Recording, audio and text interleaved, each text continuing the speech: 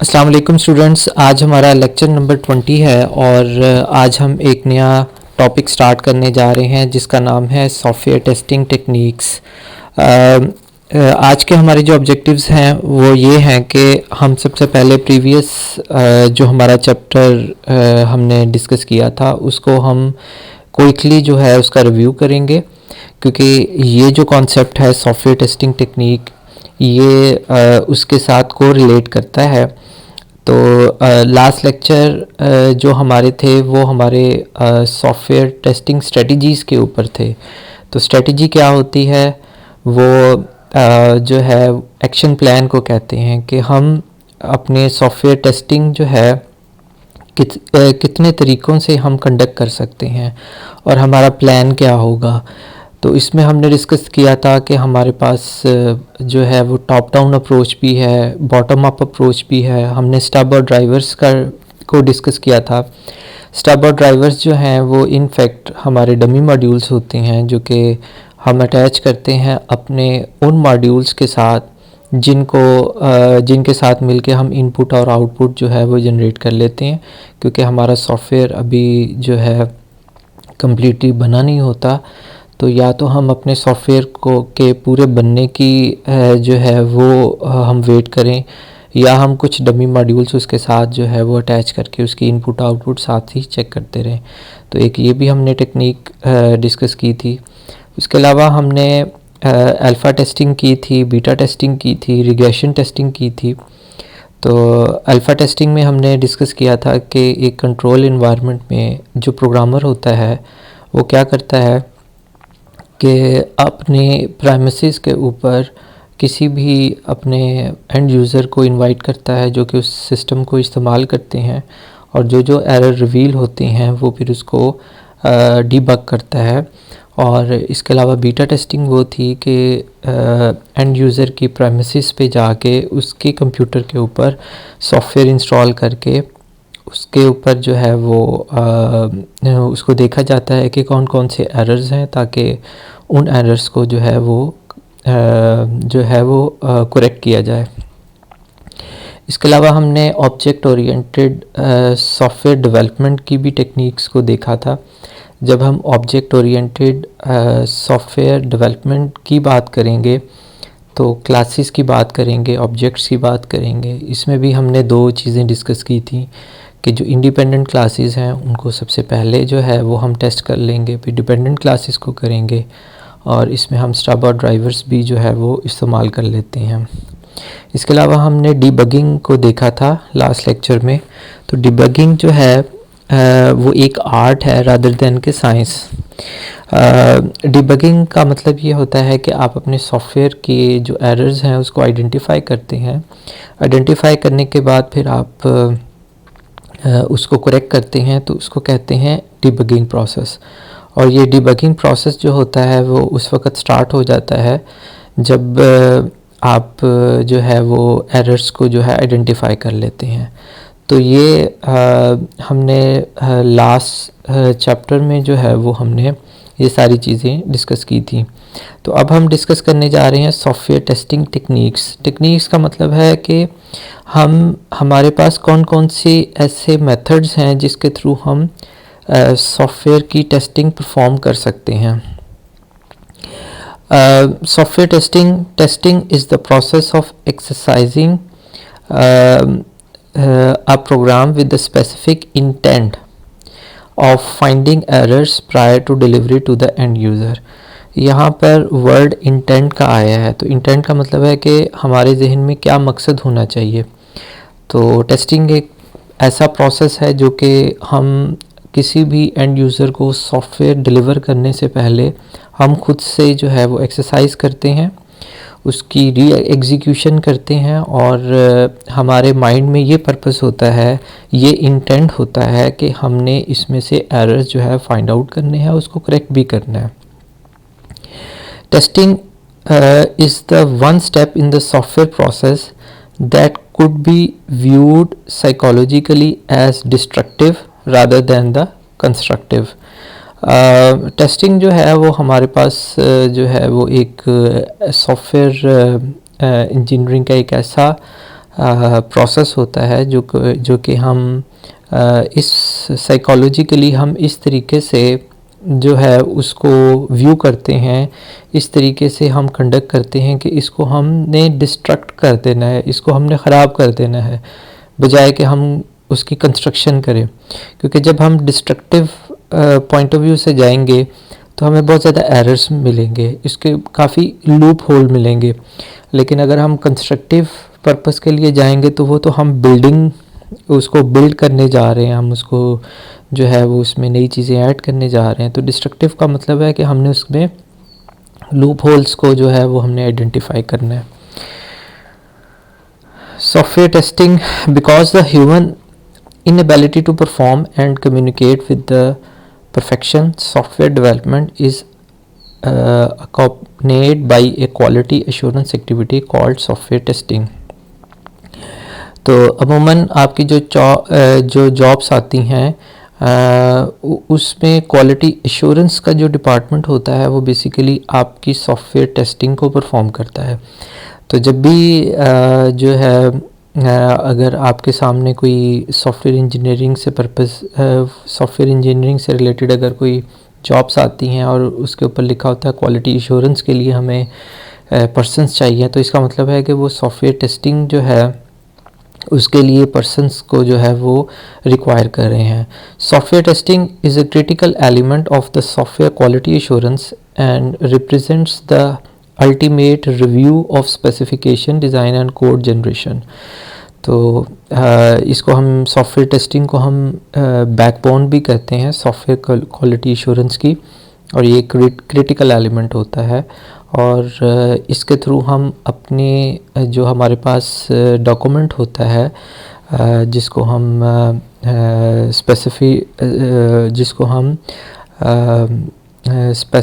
Specification document कहते हैं, उसको रिव्यू करना जो है वो इसका सेंट्रल जो है वो ऑब्जेक्टिव होता है। और कोड जनरेशन, डिज़ाइन और कोड जनरेशन के साथ जो है हम इसको रिव्यू करते हैं। It is not unusual for a software development organization to expend 30 and 40% of the total project effort on the testing. तो यहाँ पर ये एक बहुत ज़्यादा इम्पॉर्टेंट जो है वो इन्होंने चीज़ यहाँ पर डिस्कस की हुई है। इसमें मैंने इसको अंडरलाइन भी किया हुआ है कि एक प्रोजेक्ट की जो टोटल कॉस्ट है वो 30 to 40% जो है वो इस बात पे जो है वो लगाई जाती है टेस्टिंग के ऊपर। क्योंकि अगर आप टेस्टिंग अच्छे तरीके से परफॉर्म नहीं करते और आप जो है वो सॉफ्टवेयर को मार्केट में डिलीवर कर देते हैं, तो उसके बाद अगर आपके एरर्स ज़्यादा रिवील होते हैं तो फिर उसको डीबग करते हुए आपकी जो कॉस्ट है सम टाइम इतनी ज़्यादा बढ़ जाती है कि एक पूरे प्रोजेक्ट की कॉस्ट जो आपने पहले कॉस्ट जो है वो स्पेंड की है उससे भी बढ़ जाती है। तो सॉफ्टवेयर टेस्टिंग जो है this is a very critical element of software engineering. हम जब टेस्टिंग परफॉर्म करते हैं तो सिर्फ यही नहीं होता कि हमने उसके एरर्स ही फाइंड आउट करने हैं, तो उसके अलावा भी काफ़ी चीज़ें होती हैं। क्योंकि जब हम क्वालिटी की बात करते हैं तो फिर जो है वो सॉफ्टवेयर की जो है परफॉर्मेंस की भी बात होती है, उसकी जो है उसकी सिक्योरिटी की भी बात होती है, उसके फीचर्स की भी बात होती है। तो अगर हम सॉफ्टवेयर टेस्टिंग परफॉर्म करेंगे तो हम एरर्स को रिवील करेंगे। इसके अलावा रिक्वायरमेंट कॉन्फर्मेंस का मतलब है कि रिक्वायरमेंट के मुताबिक ये बना हुआ है कि नहीं हुआ। इसके अलावा इसकी परफॉर्मेंस कितनी है, यानी कि इसका रिस्पांस टाइम कितना है, अगर क्रश कर जाता है तो जो है वो कितनी देर में वो अपने आप को रिवाइव करेगा। एंड इंडिकेशन ऑफ क्वालिटी है, इसमें फ़ीचर्स कितने हैं जो कि आपके एंड यूज़र्स को अपील करेंगे, ये भी एक क्वालिटी का एक पैरामीटर है। ये एक और डिबेट है कि हु टेस्ट द सॉफ्टवेयर, क्या डेवलपर खुद टेस्ट करेगा या किसी इंडिपेंडेंट टेस्टर के जो है वो थ्रू हम करवाएंगे। Developer understand the system but will test gently and is driven by delivery. तो अगर हम डेवलपर से ही हम टेस्टिंग परफॉर्म करेंगे तो डेवलपर जो है इन सम केसेस उसने इनएफिशिएंट एल्गोरिदम्स भी इस्तेमाल किए होते हैं, क्योंकि उसके ऊपर जो है वो डेडलाइन की जो है वो काफ़ी स्ट्रेस दिया होता है कंपनी ने। तो वो क्या करता है कि थोड़े टाइम में मैक्सिमम डिलीवरी देने की कोशिश करता है, जिससे वो काफ़ी इनएफिशिएंट चीज़ें भी इस्तेमाल करता है जो कि अप्रोप्रिएट नहीं होती उस सॉफ्टवेयर के लिए। इन अदर वर्ड्स वो शॉर्टकट्स को इस्तेमाल करता है। तो डेवलपर को चूँकि पता होता है तो वो टेस्ट को जेंटली परफॉर्म करता है, और उसके माइंड में जो होता है वो ये होता है कि मैंने इस प्रोडक्ट को डिलीवर करना है, जबकि माइंड में क्या होना चाहिए, क्वालिटी एस्पेक्ट होना चाहिए। तो इंडिपेंडेंट टेस्टर जो है चूँकि उसके पास ये सिस्टम आता है, उसने वो डेवलप नहीं किया हुआ सिस्टम, और चूँकि उसने डेवलप नहीं किया होता तो वो स्क्रैच लेवल से उसको पढ़ता है।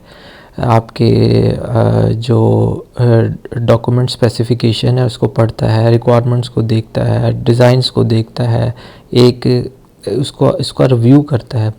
जब स्क्रैच लेवल से करता है तो ऑब्वियसली उसको कई चीज़ें वहीं भी नज़र आ जाती हैं। Must learn about the system but will attempt to break it and is driven by quality.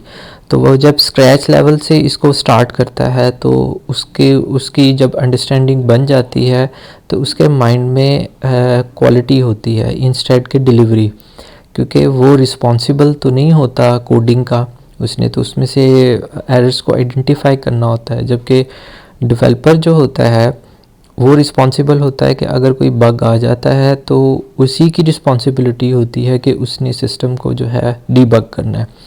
तो वो फील करता है कि अगर ज़्यादा एरर्स आ जाएंगे तो ऑब्वियसली उसका काम बढ़ जाएगा। इसलिए सॉफ्टवेयर इंजीनियरिंग में ये रिकमेंड किया जाता है कि जो एरर्स हैं वो इंडिपेंडेंट टेस्टर परफॉर्म करे। अमूमन जो छोटे सॉफ्टवेयर हाउसेस होते हैं जो सॉफ्टवेयर की डेवलपमेंट करते हैं वो डेवलपर से ही टेस्ट करवा लेते हैं। उसकी वजह ये है कि एक तो प्रोजेक्ट की कॉस्ट उनको बच जाती है, क्योंकि इंडिपेंडेंट टेस्टर को जब वो हायर करेंगे तो ऑब्वियसली उसको पे भी करना पड़ेगा। और दूसरी बात ये है कि आपको वेट भी करना पड़ेगा, क्योंकि उसके माइंड में क्वालिटी होती है रादर देन की डिलीवरी। तो अब अगर हम प्रॉस एंड कॉन्स देखें तो अगर कंपनी जो है वो इंडिपेंडेंट टेस्टर को लेगी तो उसको उसके प्रोजेक्ट की कॉस्ट भी बढ़ जाएगी, और उसके अलावा डिलीवरी डेट भी बढ़ जाएगी, क्योंकि वो कई ऐसी चीज़ों को रिवील करेगा जो कि पहले से रिवील नहीं हुई। तो फिर ज़ाहिर है जब अगर वो ज़्यादा एरर्स को आइडेंटिफाई करेगा तो हमारे जो डेवलपर्स हैं उसको भी फिर टाइम चाहिए होगा उसको डीबग करते हुए। तो इसलिए जो है सॉफ्टवेयर हाउसेस, जो स्मॉल सॉफ्टवेयर हाउसेस होते हैं वो ज़्यादा स्पेंड नहीं करते। लेकिन इसका एडवांटेज ये होता है कि जब आप प्रोडक्ट को डिलीवर कर देते हैं तो आपका जो कॉस्ट होती है वो आपकी कम हो जाती है, क्योंकि आपने एरर्स पहले से ही आइडेंटिफाई कर लिए होते हैं। इसलिए जो है आपको फिर आफ्टर डिलीवरी आपको इतनी ज़्यादा कॉस्ट जो है वो आपके ऑर्गेनाइजेशन को जो है वो नहीं पड़ती। टेस्टिंग ऑब्जेक्टिव्स क्या हैं, हमारे माइंड में क्या ऑब्जेक्टिव होने चाहिए टेस्टिंग करते हुए। Testing is a process of executing a program with an intent of finding an error. ये हम पहले भी डिस्कस कर चुके हुए हैं कि हमारे माइंड में ये इंटेंशन होनी चाहिए, ये इंटेंट होना चाहिए कि हमने इसमें एरर को फाइंड आउट करना है। A good test case is the one that has a higher probability of finding and as yet uncovered errors. तो हमारे जहन में दूसरा ऑब्जेक्टिव ये होना चाहिए कि हमने एक ऐसा टेस्ट केस जो है वो डिज़ाइन करना है जिसमें ज़्यादा से ज़्यादा चांसेस हों, प्रोबेबिलिटी ऑफ फाइंडिंग ज़्यादा से ज़्यादा चांसेस हों कि वो किसी भी एरर को मैक्सिमम जो है वो फाइंड आउट कर ले, जो कि पहले डिस्कवर नहीं हुआ था, पहले आइडेंटिफाई नहीं हुआ था। तो हमारे पास टेस्ट केसेस क्या हैं, ये लास्ट लेक्चर्स में भी हमने डिटेल से डिस्कस किया। हमारे टेस्ट केसेस हमारी एक डॉक्यूमेंट होता है जिसमें हम जो है वो टेस्ट केसेस जो है वो लिखते हैं। जैसे अगर हम लॉगिन और पासवर्ड की फ़ील्ड को अगर हम टेस्ट करना चाहते हैं तो हमारे टेस्ट केसेस कौन कौन से होंगे। तो पहला टेस्ट केस ये होगा कि जो है अगर हम दोनों फ़ील्ड्स को लॉगिन और पासवर्ड की फ़ील्ड को एम्प्टी छोड़ देते हैं तो हमारी इनपुट जो होगी वो हमारी ब्लैंक होगी। और एक्सपेक्टेड रिज़ल्ट क्या होने चाहिए, हमारे एक्सपेक्टेड रिज़ल्ट ये होने चाहिए कि एरर जो है वो आइडेंटिफाई, इसके ऊपर जो है वो एरर आना चाहिए, एक मैसेज आना चाहिए कि यूज़र को कि उनको लॉगिन और पासवर्ड की जो फ़ील्ड है उसमें टाइप करना चाहिए। तो ये हमारे एक्सपेक्टेड रिज़ल्ट है। तो ये पहला यूज़ केस, ये हमारा टेस्ट केस हो गया। फिर दूसरा टेस्ट केस हमारा ये हो सकता है कि अगर लॉगिन और पासवर्ड तो दिया है लेकिन वो इनकरेक्ट है, तो इनकरेक्ट की सूरत में हमें मैसेज एंड यूज़र को देना चाहिए कि आपका लॉगिन या पासवर्ड जो है वो जो है वो इनकरेक्ट है। तो ये भी हमारा एक एक्सपेक्टेड रिज़ल्ट है। तो ये हमारे दो यूज़ केसेस हो, टेस्ट केसेस हो गए।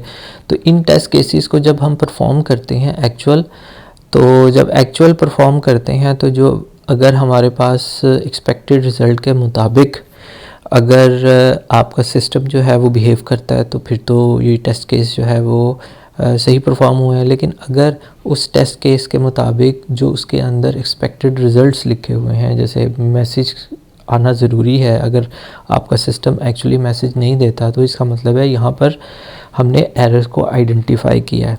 तो एरर कैसे आइडेंटिफाई हुआ, हमने टेस्ट केस अच्छे तरीके से लिखा था जिसने फौरी तौर पे उस एरर को रिवील कर दिया। A successful test is one that uncover an as yet undiscovered error।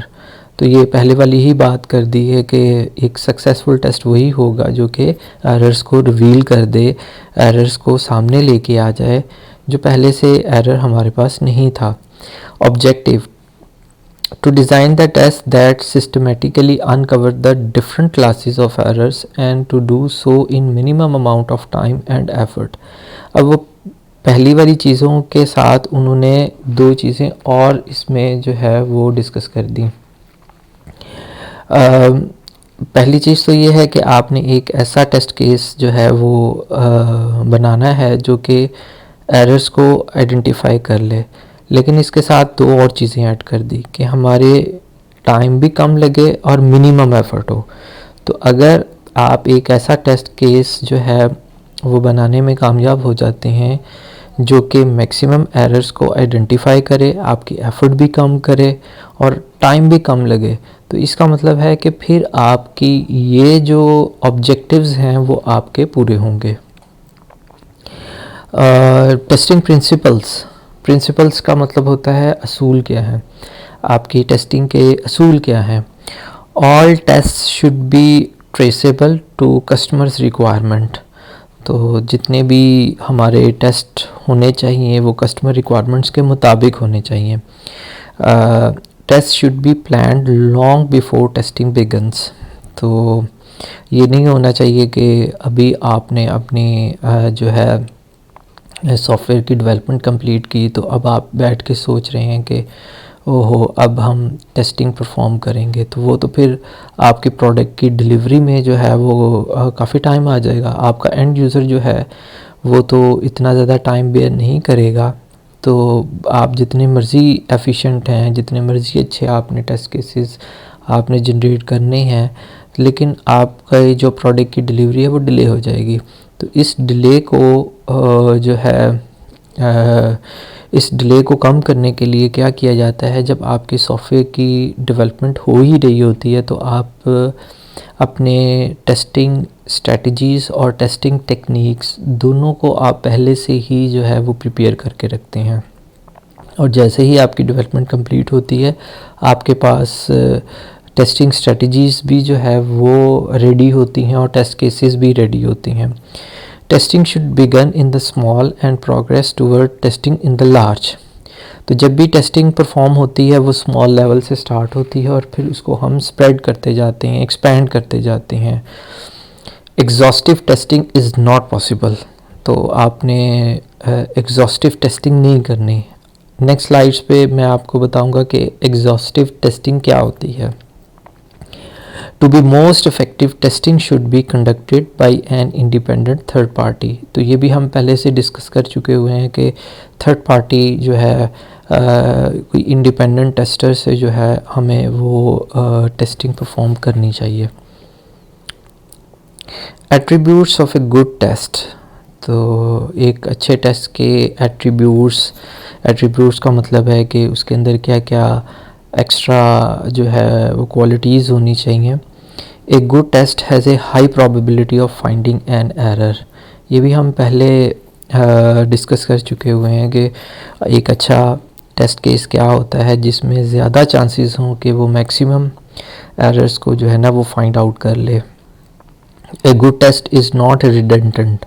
तो एक अच्छा जो टेस्ट होता है उसकी डुप्लीकेशन नहीं होनी चाहिए। रिडंडेंट का मतलब है उसकी डुप्लीकेशन नहीं होनी चाहिए, बार बार एक ही चीज़ को हम एक ही टेस्ट केस को जो है वो हम परफॉर्म ना करें, क्योंकि इससे आपका टाइम भी बढ़ेगा, आपकी एफर्ट भी बढ़ जाएगी।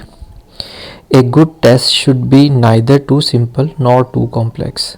तो आप जो टेस्ट केसेस बनाएं या टेस्ट आप जो परफॉर्म करना है वो बहुत ज़्यादा सिंपल नहीं होना चाहिए और बहुत कॉम्प्लेक्स भी नहीं होना चाहिए। अगर बहुत ज़्यादा सिंपल होगा तो ऑब्वियसली कई एरर्स जो हैं वो आइडेंटिफाई करने जो है वो उनको अनकवर नहीं किया जा सकता, और अगर बहुत ज़्यादा कॉम्प्लेक्स होगा तो फिर हमारा टाइम भी डिले होगा, हमारी एफ़र्ट भी ज़्यादा लगेगी, हमारी प्रोडक्ट की डिलीवरी जो है उसमें भी काफ़ी डिले आ जाएगा। एग्जॉस्टिव टेस्टिंग की तरफ आ जाते हैं। तो आपके सामने एक जो है हमारे पास डिफरेंट जो है हमारे पास ये एक लूप है। जैसे अगर हम इसकी बात करते हैं, ये फ्लो डायग्राम है हमारे पास, ये एक मेन मॉड्यूल है, यहाँ पर कोई लूप है जो कि डिसीजन कर रहा है कि अगर यस होगा तो इस साइड पे जाएगा, अगर फॉल्स होगा मतलब अगर ट्रू होगा तो इस साइड पे जाएगा, फॉल्स होगा तो इस साइड पे जाएगा। तो अभी हम नेक्स्ट लेक्चर्स में ये भी सीखेंगे कि कोड से हम फ्लो डायग्राम या फ्लो चार्ट जो है वो हम किस तरीके से जनरेट कर सकते हैं, क्योंकि फ़्लो चार्ट जो होता है वो बेसिकली एक डायग्राम की फॉर्म में होता है, और ह्यूमन जो होता है वो जो है ह्यूमन अगर उसको डायग्राम को करता है तो वो बहुत अच्छे तरीके से उसको प्रोसेस कर लेता है, रादर दैन के उसके सामने एक कोड हो। कोड को भी प्रोसेस कर लेता है लेकिन उसके ब्रेन की जो है वो ज़्यादा एफर्ट लगती है। इसी तरह टेक्स्ट को भी वो प्रोसेस कर लेता है, लेकिन टेक्स्ट अगर लिखा हुआ है तो उसको भी करते हुए उसको टाइम लगता है। लेकिन जो इमेजेस होते हैं उससे जो है वो काफ़ी अच्छे तरीके से ह्यूमन जो है उसको प्रोसेस कर लेता है। तो ये आपके सामने एक एग्जॉस्टिव टेस्टिंग है। तो अगर हमने लूप जो है अगर टेस्ट करना है तो लूप में तो आप बहुत ज़्यादा वैल्यूज़ दे सकते हैं, और अगर आपने एक कंप्लीट लूप को चेक करना है कि हर वैल्यू के अगेंस्ट ये किस तरीके से चलता है, तो अगर हम इसकी पॉसिबिलिटीज़ लगाएं तो हमारे पास 10⁻14 पॉसिबिलिटीज़ हैं एक लूप को चेक करने के लिए। और अगर हमारा लूप लेस देन 20 है और x हमारी वैल्यू है तो इसके साथ आप देखें मल्टीप्लाई करते जाएं। तो अगर हम एक लूप की सारी वैल्यूज़ को एक्सेस यानी कि एक लूप की सारी वैल्यूज़ को 1 2 3 4 सो ऑन जितनी वैल्यूज़ हैं उसको हम अगर एक्सरसाइज करना चाहते हैं कि वाकई ये लूप सही चलता है, if we execute one test पर million second it would take 3170 years. तो एक लूप को टेस्ट करते हुए हम जो है हमें इतने ज़्यादा साल लग जाएंगे, तो जो हमारी लाइफ में तो पॉसिबल नहीं है। तो इसको हम एग्जॉस्टिव टेस्टिंग कहते हैं कि हमने इस तरह की टेस्टिंग परफॉर्म नहीं करनी जो कि हमारे लिए यूज़लेस हो। हम क्या करते हैं, हम अपने हमने कोड लिखा हुआ है उसके डिफरेंट सेलेक्टेड पाथ के ऊपर हम अपने टेस्ट केस परफॉर्म करते हैं। मतलब एक दो हम पाथ्स को आगे जाके हम डिस्कस करेंगे कि इंडिपेंडेंट पाथ क्या कौन से होते हैं और हम उसको किस तरीके से आइडेंटिफाई करते हैं। फॉर एग्ज़ाम्पल हम एक ये पाथ हम चूज़ करते हैं, ये एक ऐसा पाथ है जिसमें अगर हम यहाँ से इनपुट देंगे तो यहाँ पर हमारी आउटपुट जनरेट हो जाएगी। तो हम 1-2 वैल्यूज़ जो है वो इसमें से दे के देखेंगे। अगर ये 2-3 वैल्यूज़ पे ये सही चल रहा है तो हम अज्यूम करेंगे कि बाकी वैल्यूज़ पे भी ये चल रहा है। तो इसको कहते हैं स्मार्ट टेस्टिंग, कि हमने इसको स्मार्टली जो है वो परफॉर्म किया है। तो इसको सिलेक्टिव टेस्टिंग भी कहते हैं। यहाँ पर डिस्कस किया हुआ है कि जी टेस्ट केसेस क्या है। टेस्ट केस जो हैं वो हमने पहले पिछले लेक्चर में भी डिटेल से डिस्कस किए थे। अभी मैंने आपको पहले भी एग्जांपल दी है। इस सेट ऑफ इनपुट्स, तो टेस्ट केस में पहली क्या चीज़ हो जाती है, सेट ऑफ इनपुट्स आ जाती है कि आपने कौन कौन सी इनपुट दे के जो है वो सिस्टम को चेक करना है। एग्जीक्यूशन, प्री कंडीशंस इसकी क्या होंगी, एंड एक्सपेक्टेड आउटकम्स। तो अगर हम कुल मिला के अगर हम इसको देखें तो हमारी सेट ऑफ इनपुट्स होंगी और हमारे एक्सपेक्टेड रिजल्ट्स होंगे। Develop for a particular objective such as the exercise a particular program path or to verify the compliance with a specific requirement।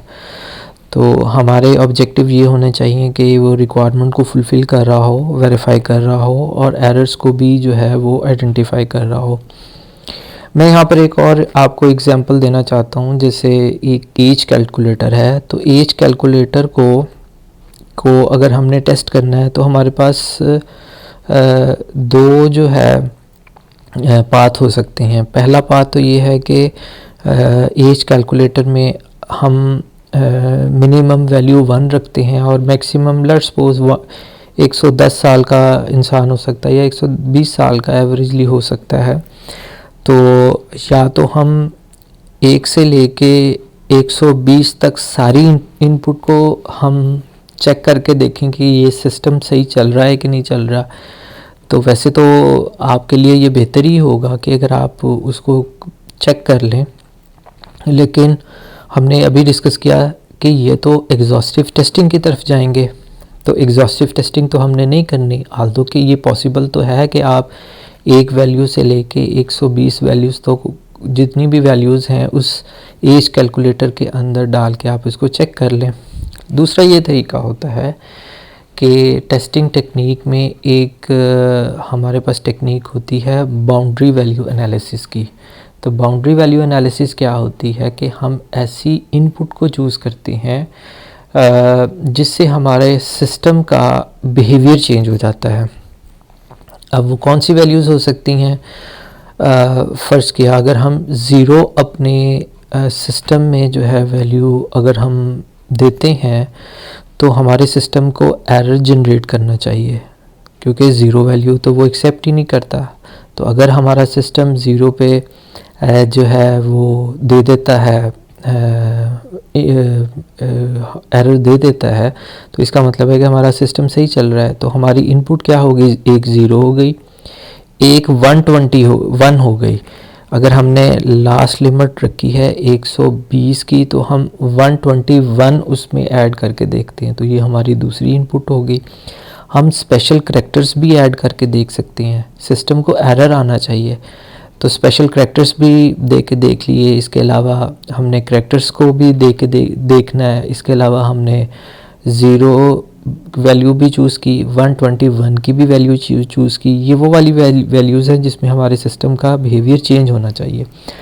और इसमें हम 3 वैल्यूज़ और भी दे लेते हैं। एक हम 1 की वैल्यू दे लेते हैं, एक हम 60 की वैल्यू दे लेते हैं यानी कि मिड वाली, और एक 120 की भी दे लेते हैं। तो ये हमारे कुल मिला के टेस्ट केसेस बन जाते हैं कि अगर हमने एक एज कैलकुलेटर की जो है वो टेस्ट केसेस के थ्रू उसके एरर्स को फाइंड आउट करना है, तो ये हमारे टेस्ट केसेस हो गए। Test case design techniques, a method use to drive और सिलेक्ट द टेस्ट केसेस।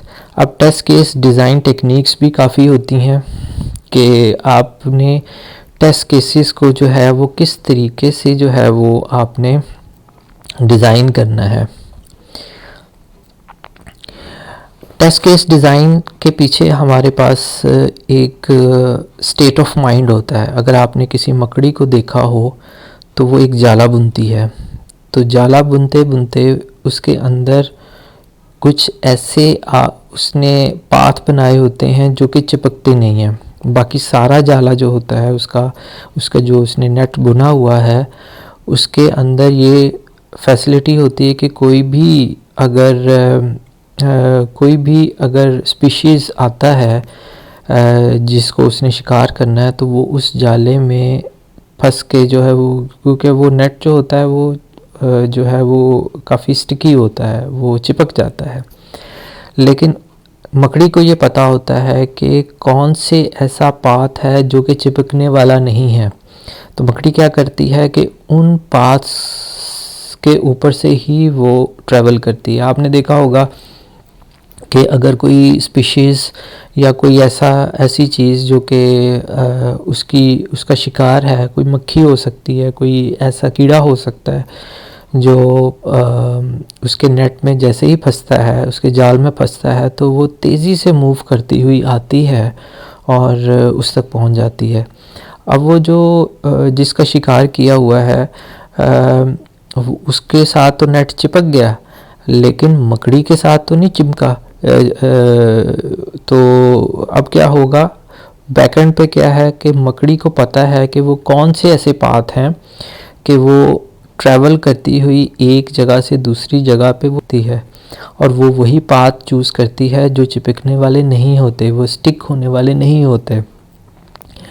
तो हमने भी इस तरीके से टेस्ट केसेस को डिज़ाइन करना है, टेस्टिंग हमने परफॉर्म करनी है ऐसे सिलेक्टेड पाथ को कि हम एक जगह से दूसरी जगह पर जो है वो हम अगर ट्रैवल करते हैं, इनपुट देते हैं और आउटपुट जनरेट कर लेते हैं तो बाकी हम अज्यूम कर लेते हैं कि बाकी जो हमारा प्रोग्राम है वो भी चल रहा होगा।